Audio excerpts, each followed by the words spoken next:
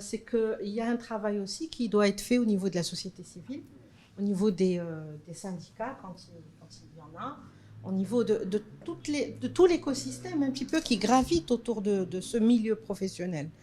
Mais est-ce que ces organes-là, ces acteurs-là, est-ce qu'ils sont suffisamment sensibilisés sur l'essence même de cette égalité?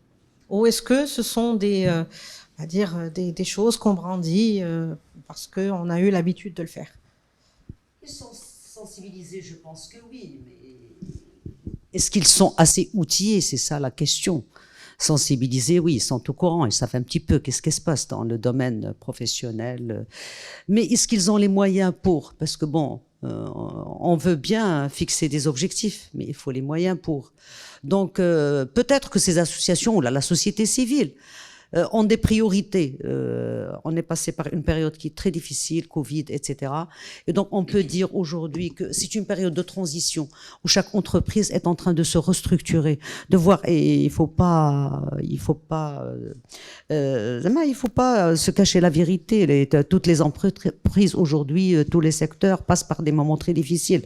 Donc, je ne dis pas que cette vision est écartée, mais je pense qu'aujourd'hui, chaque entreprise cherche à maintenir sa présence sur le marché et comment participer aussi au développement du pays.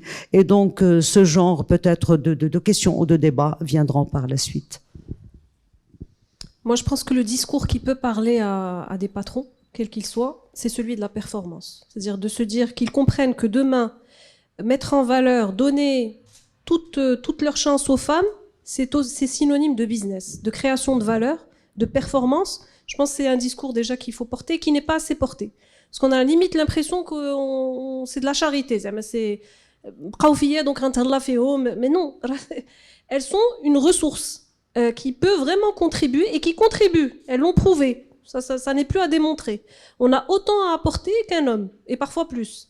Parce qu'on a plus désolé pour les hommes présents aujourd'hui, mais je pense qu'on a de vraies qualités, de vrais atouts, une sensibilité, une capacité à être multitâche, parce que c'est normal, on fait beaucoup de choses tous les jours, donc on développe cette capacité à faire beaucoup de choses en même temps, à prendre soin. Il y a un cadre, on est des organisatrices, ça aussi c'est naturel. Même chose, parce qu'on a des plannings à tenir pour toute la famille. Donc c'est vraiment des atouts dont il faut tirer profit. C'est tout bénef. C'est pas de la RSE. Parce que souvent, c'est parité égale RSE. Non. Là, on est en train de parler de business et d'un vivier de talent. Et c'est une vraie ressource qui a fait ses preuves. Et donc, si tu en prends soin, si tu lui donnes le bon cadre pour éclore, elle va apporter du flous à la fin.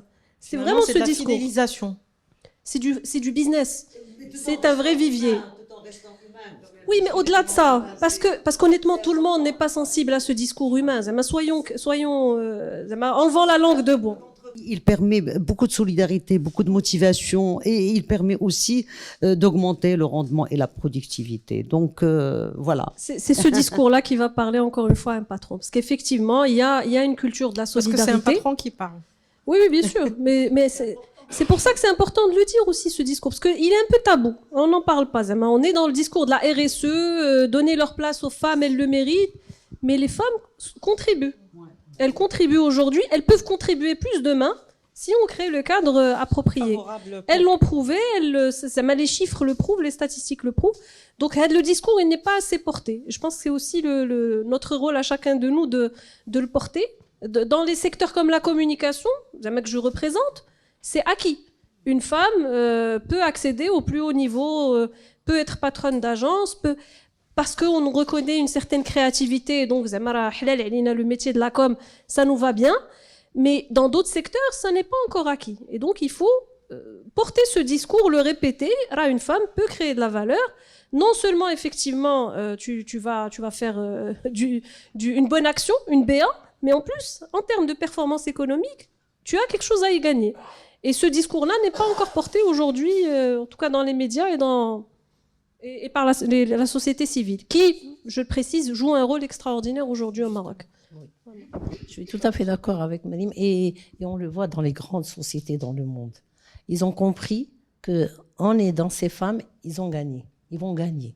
En fait, Je suis tout à fait d'accord. C'est question de gain de la société ou de l'entreprise.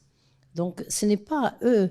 Et autre chose qui est très important, on n'a pas d'organisme qui réfléchit, officiel, qui réfléchit à cette équité, au rendement. Et eux, ils ont fait ça. Ils ont développé ça et ils ont compris, si on ne fait pas ça, on ne gagne pas. Et ils ont ciblé, c'est-à-dire que ça a pris quand même quelques années, même pour eux. Et espérons que pour le Maroc, ça sera aussi le cas. En tous les cas, on est en train de bien évoluer. Espérons que nos femmes leaders vont pousser vers ça. Oui, oui. Et c'est très important. Et autre chose qui a été soulignée, qui est important, c'est le rôle modèle. Et dans Mentorel, moi, quand cette association m'a appelée, j'ai entendu Mentorel. J'ai voulu voir comment ça s'écrivait. C'est mentor, apostrophe L. C'est-à-dire, voilà, mentor L. Et moi, je fais ça. Mais bon, comme j'ai eu le prix L'Oréal UNESCO, j'ai été formée par l'UNESCO et par L'Oréal pour mentorer des jeunes femmes dans le monde. On m'envoie, donc je suis obligée, je les suis. Et c'est indispensable. Et cette association que j'ai admirée, parce que quand je suis venue, c'était tous des jeunes femmes, chefs d'entreprise, directrices, toutes jeunes, toutes mignonnes, toutes belles.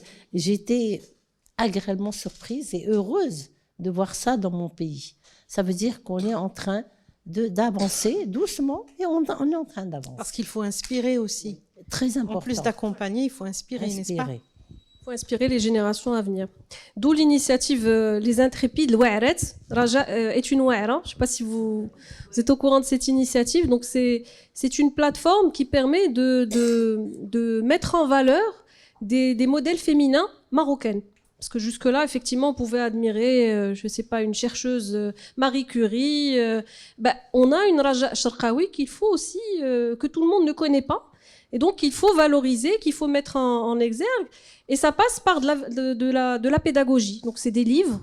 C'est une collection. C'est un premier livre qui est sorti. Mais l'idée, c'est d'en faire une collection, un peu comme dans l'esprit des histoires du soir pour filles rebelles, que j'avais acheté à mes enfants il y a quelques années. Ou pour garçons rebelles, donc c'est la même.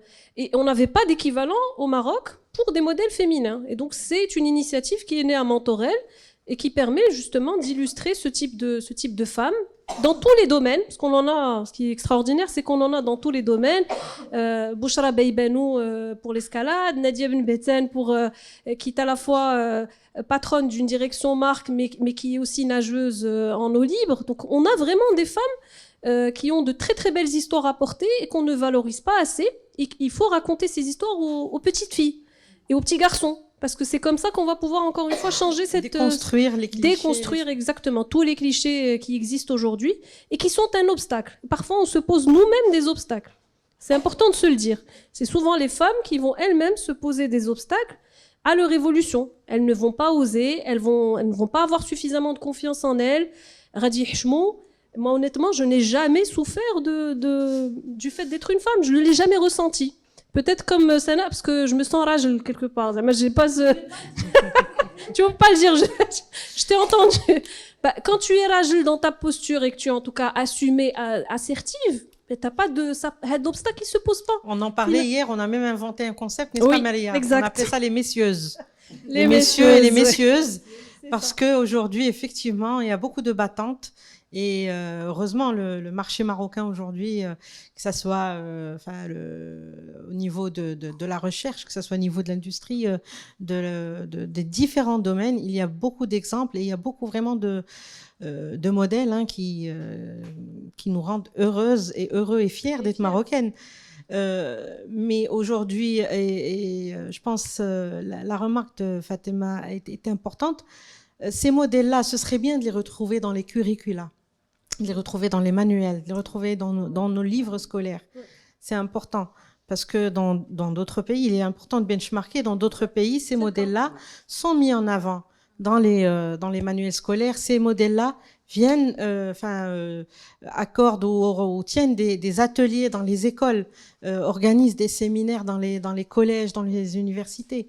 Et je pense qu'on devrait aller sur le même... C'est l'ambition des Intrépides, de l'Ouarat. C'est vraiment là, on est en train de travailler sur la version économique qui va rentrer dans les écoles.